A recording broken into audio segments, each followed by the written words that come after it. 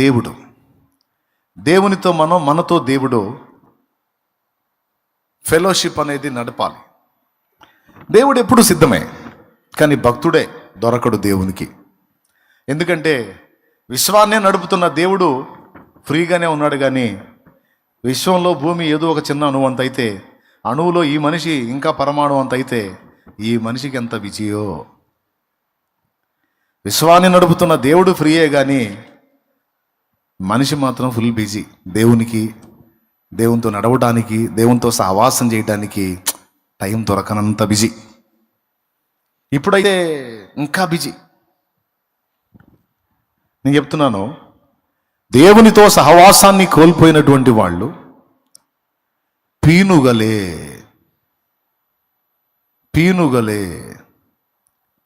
జీవం పోయినప్పుడు ఏముంటుంది? జీవం పోయిన దాన్ని ఏమంటామండి? శవం అంటాం. ఇంకొక పదంలో చెప్పాలంటే పీనుగ.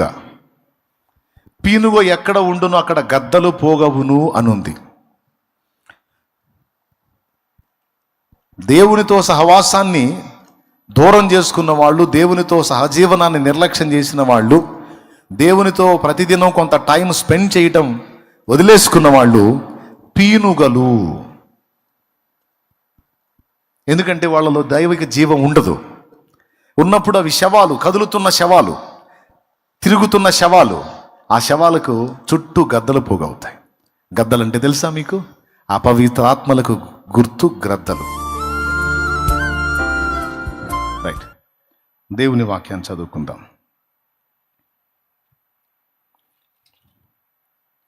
హన్నాను చూడండి, సమూయేలుని దేవుని కోసం పెంచింది. ఇద్దరు రాజుల్ని ఆయన హయాంలో ఏర్పాటు చేశాడు.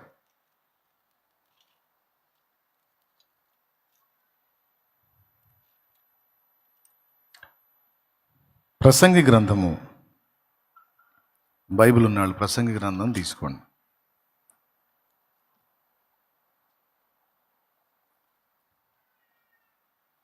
ఈరోజు కొన్ని విషయాలు మీతో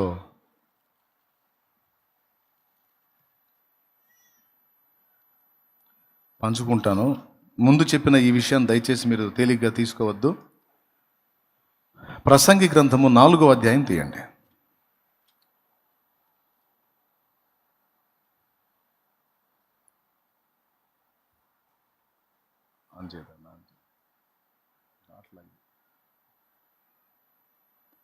నాలుగవ అధ్యాయము 9వ వచనం నుంచి చదువు నాయన. ఇద్దరి కష్టము చేత ఉభయులకు మంచి ఫలము కలుగును గనుక ఒంటిగాడ యుండుట కంటే ఇద్దరు కూడి ఉండుట మేలు. వారు పడిపోయినను ఒకడు తనతోడి వానిని లేవనెత్తును. అయితే ఒంటరిగాడు పడిపోయిన ఎడల వానికి శ్రమయే కలుగును, వాని లేవనెత్తువాడు లేకపోవును. ఇద్దరు కలిసి పండుకొనిన ఎడల వారికి వెట్ట కలుగును. ఒంటరిగానికి వెట్ట ఎలాగూ పుట్టును? ఒంటరియగు నొకని మీద మరి ఒకడు పడిన ఎడల ఇద్దరూ కూడి వాడిని ఎదిరింపగలరు. 3 పేటల త్రాడు త్వరగా తెగిపోదు గదా. దేవునికి స్తోత్రం కలుగును గాక. చిన్న మాట ప్రార్థన చేసుకుందాం.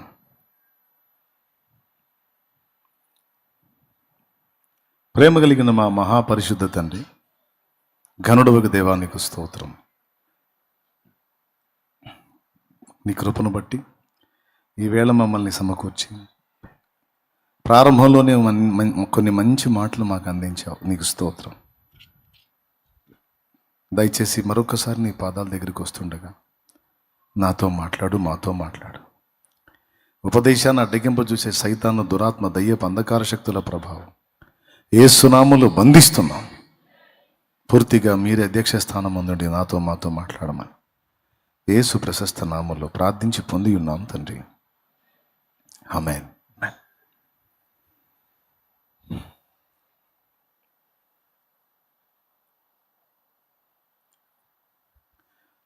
ఇప్పుడు మనం చదువుకున్న ఈ వాక్య భాగంలో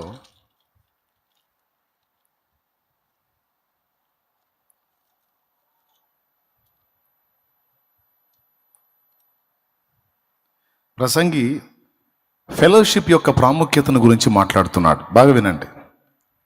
ఫెలోషిప్ యొక్క ప్రాముఖ్యతను గురించి మాట్లాడుతున్నాడు, సహవాసం యొక్క ప్రాముఖ్యత గురించి. బైబిల్ గ్రంథంలో ఈ ఒక్క చోటే కాదు, ఇంకా అనేక చోట్ల ఫెలోషిప్ యొక్క ప్రాముఖ్యత గురించి వర్ణించబడింది. యేసుక్రీస్తు సువార్త సేవకు పంపినప్పుడు శిష్యుల్ని సింగిల్గా పంపలేదు, ఇద్దరిద్దరినిగా పంపినట్టు బైబిల్లో రాస్తుంది. వాళ్ళని పంపినప్పుడు వారిని ఇద్దరినిగా పంపెను అని. ఒకసారి నిద్ర వచ్చిన వాళ్ళు స్తోత్రం చెప్పండి, మెలకుతో ఉన్న వాళ్ళు చెప్పండి. ఒకసారి మీ పక్కన వాళ్ళని చూడండి, వాళ్ళకి చేతులు ఇవ్వండి, చేతులు ఇవ్వండి. నేను చర్చికి వెళ్ళినప్పుడు మీలా కూర్చొని వాక్యం వినేటప్పుడు ప్రసంగికుడి వైపే కాదు, విలువైన విషయాలు వచ్చినప్పుడు పక్కన వాళ్ళు వింటున్నారా లేదా కూడా అబ్జర్వ్ చేసేవాడిని. ఒకే వైపు చూసుకుంటా కూర్చోను. ఏవైతే విలువైన విషయాలు పక్కన వాళ్ళు అందుకోవాల్సిన సందేశాలు దేవుడు పంపిస్తున్నాడో అవి నేను వింటున్నాను, వీళ్ళు వింటున్నారా లేదా అని ఇతరులను కూడా పట్టించుకునే అలవాటు నాకుంది.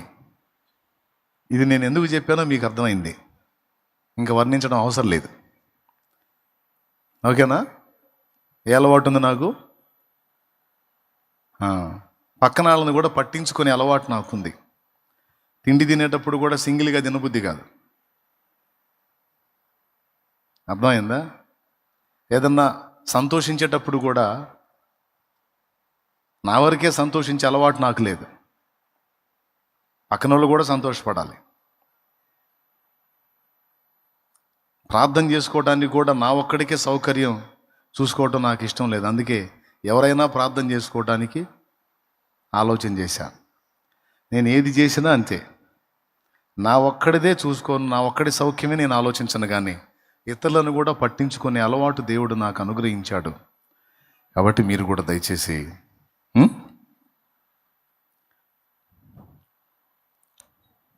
సహవాసాన్ని గురించి చాలా అద్భుతంగా వర్ణించాడు. అవన్నీ మనకు తెలియవని కాదు. ఒంటిగా ఉండటం కంటే ఇద్దరు కలిసి ఉండటం మంచిది అంటాడు. సింగిల్గా ఒకడు ఉంటే వాడికి వెట్ట అంటే వేడి ఎలా కలుగుతుంది? ఇద్దరుంటే వేడి కలుగుతుంది అంటాడు.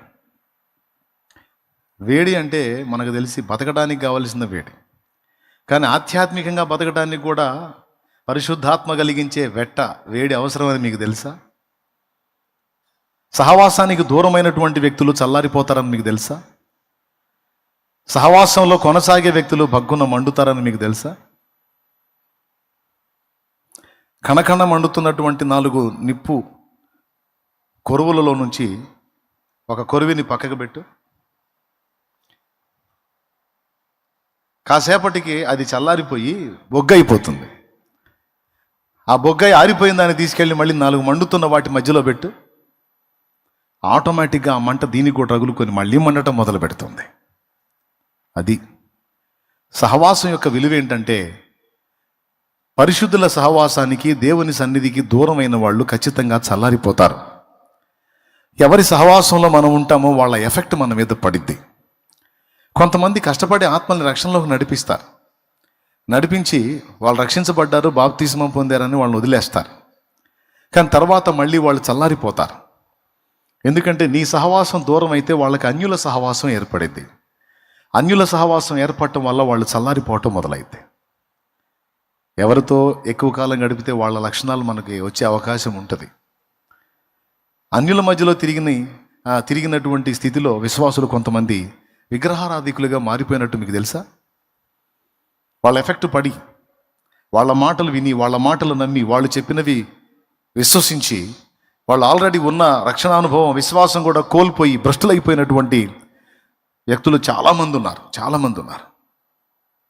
నేను అందుకే చెప్తున్నాను, ఒక ఆత్మను రక్షణలో నడిపించడమే కాదు, రక్షింపబడినటువంటి ఆత్మల్ని క్రీస్తులో వారు స్థిరపడిన దాకా, వాళ్ళు బలం పుంజుకున్న దాకా వాళ్ళని చెయ్యి విడవకూడదు. సహవాసం ముఖ్యం. కానీ ఈరోజు ఫెలోషిప్ అనేది లాస్ అయిపోయింది.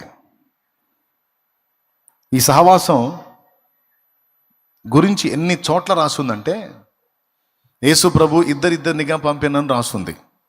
ఎక్కడ రాస్తుందో చూపిస్తారా? మార్కు సువార్త 6:7 చూడండి, త్వరగా చూడండి. ఆయన 12 శిష్యులను తన యొద్దకు పిలిచి వారిని ఇద్దరిద్దరినిగా పంపుచు అపవిత్రాత్మల మీద వారికి అధికారం ఇచ్చి ప్రయాణము కొరకు చేతికరను తప్ప రొట్టెనైనను జాలనైనను సంచిలో సొమ్మునైనను తీసుకొనక చెప్పులు తొడుక్కొనడనియు 2 అంగీలు వేసుకొనవద్దనియు వారికి ఆజ్ఞాపించాను. అది చెప్పులు మాత్రం తొడుక్కోండి, ఇద్దరుగా వెళ్ళండి, అంతే. ఇక మీకోసం మీరేమి తీసుకోవాల్సిన అవసరం లేదు, నేనే చూసుకుంటాను. 2 మీరు చేయాల్సి, చెప్పులు తొడుక్కోండి ఒకటి, రెండవది ఇద్దరుగా వెళ్ళండి. సింగిల్గా పంపొచ్చుగా,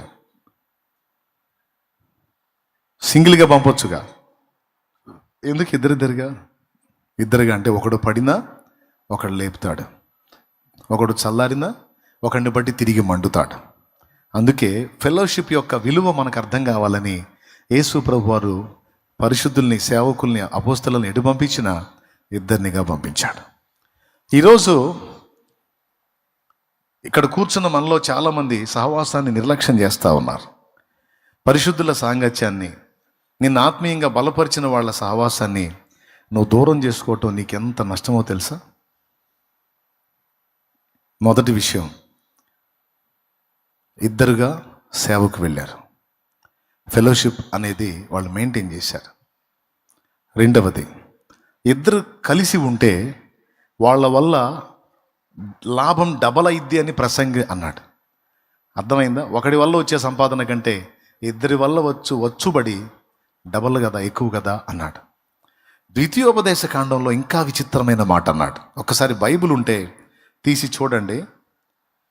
నేను వాక్యం చెప్పేటప్పుడు జాగ్రత్తగా వింటేనే తర్వాత మీరు విశ్వాసంలో ఉండగలుగుతారు. లేకపోతే నేను చెప్పే వాక్యాలు మీ లోపలికి వెళ్ళలేదంటే తర్వాత విశ్వాసాన్ని కోల్పోయి దెబ్బతినే అవకాశం ఉంటుంది. కాబట్టి దయచేసి మధ్య మధ్యలో పక్కవారిని కూడా గమనిస్తూ నేను చెప్పే వాక్యాన్ని మీ లోపలికి హృదయంలోకి తీసుకోవడానికి ప్రయత్నం చేయండి. ద్వితీయోపదేశ కాండం 32వ అధ్యాయం 30వ వచనం ఒక్కసారి చూడు.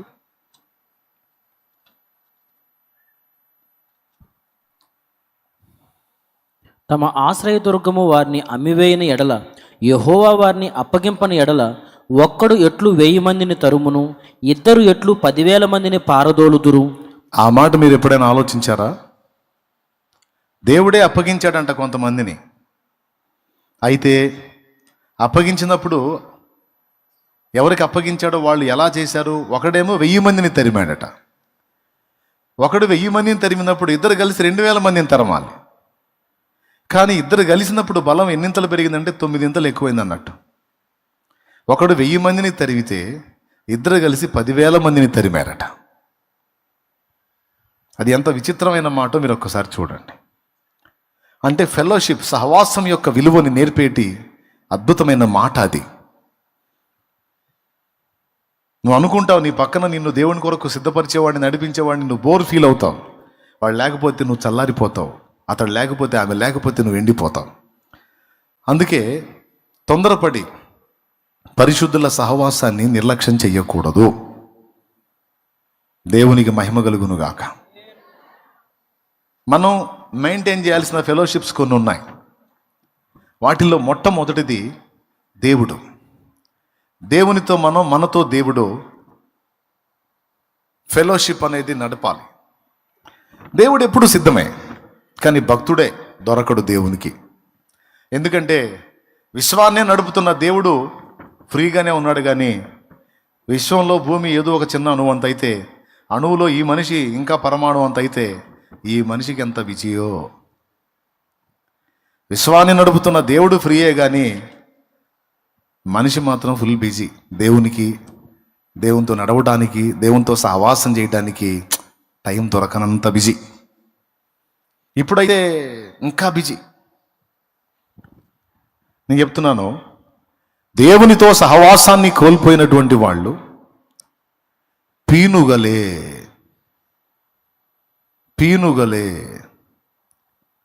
జీవం పోయినప్పుడు ఏముంటుంది? జీవం పోయిన దాన్ని ఏమంటామండి? శవం అంటాం. ఇంకొక పదంలో చెప్పాలంటే పీనుగ. పీనుగ ఎక్కడ ఉండునో అక్కడ గద్దలు పోగవును అనుంది. దేవునితో సహవాసాన్ని దూరం చేసుకున్న వాళ్ళు, దేవునితో సహజీవనాన్ని నిర్లక్ష్యం చేసిన వాళ్ళు, దేవునితో ప్రతిదినం కొంత టైం స్పెండ్ చేయటం వదిలేసుకున్న వాళ్ళు పీనుగలు. ఎందుకంటే వాళ్ళలో దైవిక జీవం ఉండదు. ఉన్నప్పుడు అవి శవాలు, కదులుతున్న శవాలు, తిరుగుతున్న శవాలు. ఆ శవాలకు చుట్టూ గద్దలు పోగవుతాయి. గద్దలంటే తెలుసా మీకు? అపవిత్రాత్మలకు గుర్తు గ్రద్దలు. ఎందుకంటే గ్రద్ద అపవిత్ర పక్షి. లేవీయులకు చెప్పినప్పుడు పక్షులలో పవిత్ర పక్షులు, అపవిత్ర పక్షులు, తినదగ్గవి, తినకూడనివి అని విభజించాడు. పవిత్ర జంతువులు, అపవిత్ర జంతువులని. డెక్కలు కలిగి నెమరు వేసేది పవిత్ర జంతువు. పందికి కూడా డెక్కలు ఉంటాయి, అంటే గిట్టలు 2 చీలుంటాయి, కానీ దానికి నెమరు వేసే గుణం లేదు, అందుకని అపవిత్ర జంతువు.